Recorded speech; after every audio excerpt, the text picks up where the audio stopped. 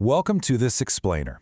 Today we are diving headfirst into an incredibly high-stakes journey, right to the absolute limits of human endurance. We're going to be deconstructing two totally grueling survival experiments just to find out what it actually takes to stay alive when Mother Nature throws literally everything she has at you. We'll be looking at raw data, psychological warfare, and the tactical decisions that separate those who tap out from those who conquer the wild. Let's jump right in. Just listen to this desperate realization for a second. I cannot believe this is just day 2. It feels like a day 6 or 7.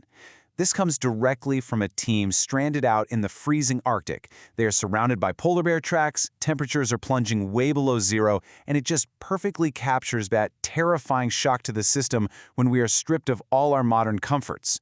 I mean, in just 48 hours, their morale was completely shattered. So that brings us to the core question we're exploring today, right?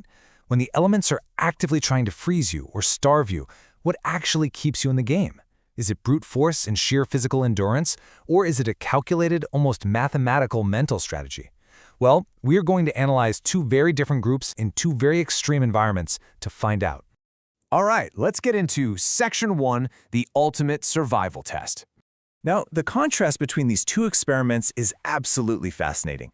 On one hand, you have the Arctic Survival Challenge. This one drops 6 men onto a freezing ice sheet for a strict 7-day timeline. It's basically a pure sprint against hypothermia.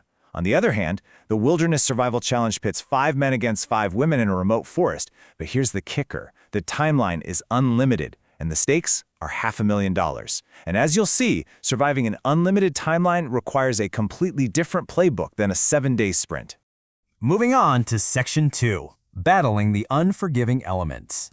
Literally, the second you get dropped off, the clock starts ticking, and you have to prioritize 3 steps so you don't freeze to death on night 1. First up, shelter. Out in the Arctic, the team had to desperately carve a fort directly into the snow just to escape the biting wind. Second is fire. And actually, in the rush to get this going, one participant accidentally set his pants ablaze. No joke. Finally, insulation. You have to gather spruce branches to separate your body from the freezing ice. If you fail step 3, that cold ground is going to sap your core temperature instantly. And look, if you mismanage any of those steps, the terrifying reality sets in fast. By day 2 in the Arctic, one team member, Chandler, completely lost feeling in his feet. His toes turned stark white.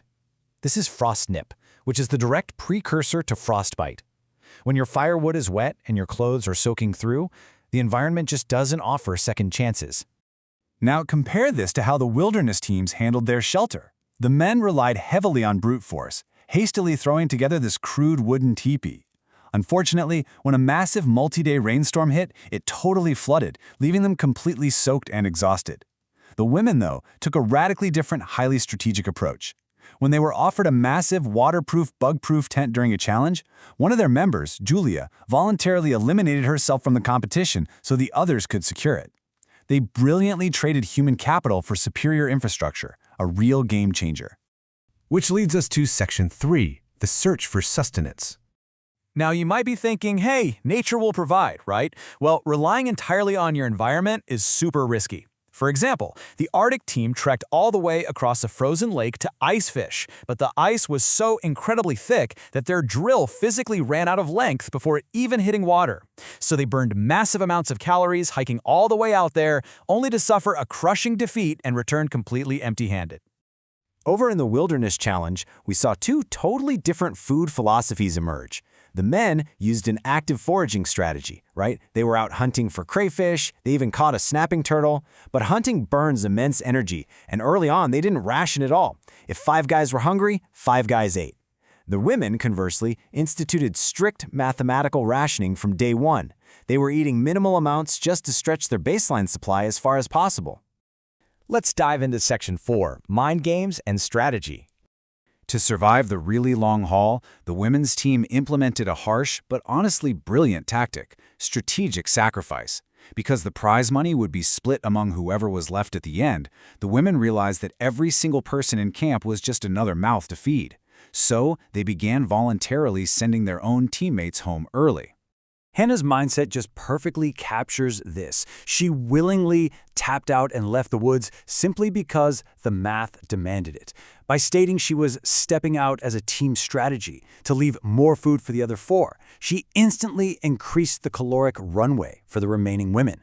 They were operating as this highly cohesive unit, totally focused on the final prize. And this strategic mindset was tested repeatedly throughout the challenge. On day 10, Phaedra dominated an archery face-off to secure extra rations. We already mentioned day 20 where Julia sacrificed herself for that tent. By day 40, they carefully negotiated to win hygiene supplies, specifically dude wipes, which, as you can imagine, provided a massive morale boost. And on day 50, Phaedra carefully checked a delivered chocolate bar to find a secret message, secretly securing 3 extra days of food without the men even knowing. Every single milestone was a calculated victory. And that brings us to our final part, Section 5, the breaking point.